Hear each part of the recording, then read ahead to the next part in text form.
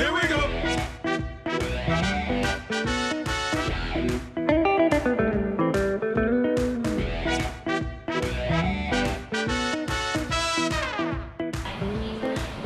Get up.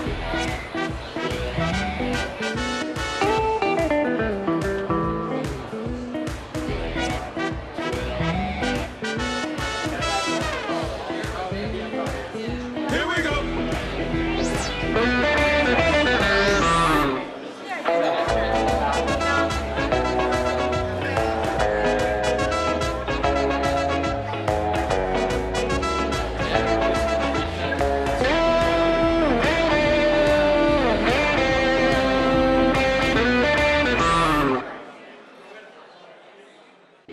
As far as figurative work goes, I love Picasso and Dali.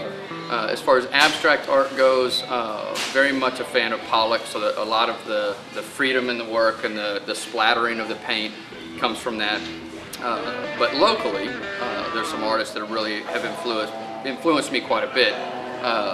John Palmer and his abstract work, working with a lot of the artists that I do now, such as Kevin Peterson, Lindsay Payton, and then Sally Babbitt as far as her abstract work as well. I think that my work is just basically an extension of what they've taught me and how they've influenced me, combined with my personality.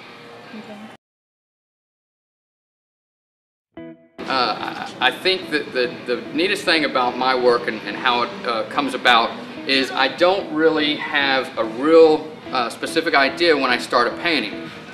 From the texture to the colors to the layering, there's not a real specific goal from beginning to end, which gives me the complete freedom of at any point changing the direction, going with a completely different color scheme than I have laid out, as well as the freedom of the piece. So you've got all the colors or the texture at the beginning, which creates some of the depth, but then as I blend the colors, I literally am starting it in one area and then kind of flowing out throughout the rest of the painting. And then the actual splatter at the end, again, I don't decide it's going to be brown, green, earth tones with purple splattered. It's a complete evolving process from the beginning to end with complete freedom to go in any direction.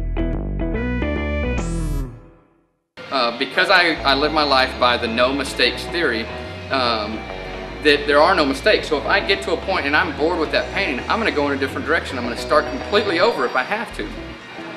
My motivation is usually music, which really depicts the current exhibit being Rock and Roller.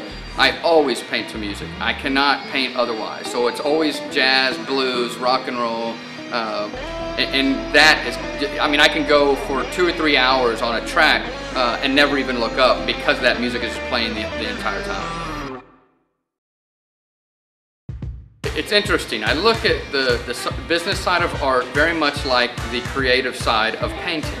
It's got to be open-ended. You have to be able to switch gears or direction at any point. You want some sort of idea on the business side of it, to use a different side of the brain and be organized with it and have a goal. But at any point, if that goal is not working or I'm not motivated anymore, I have to switch gears to keep that quality of life. And I think the business side of it is just ingrained in my personality from everything I've experienced in my life in regards to starting businesses, growing businesses. But I think it's all a building block mentality. Same thing as a painting where you start with the texture and the colors and you build up. With a business, it's the same way. And as long as you're documenting, evaluating, and constantly pushing yourself to the next level, then you stay excited and motivated about what you're doing.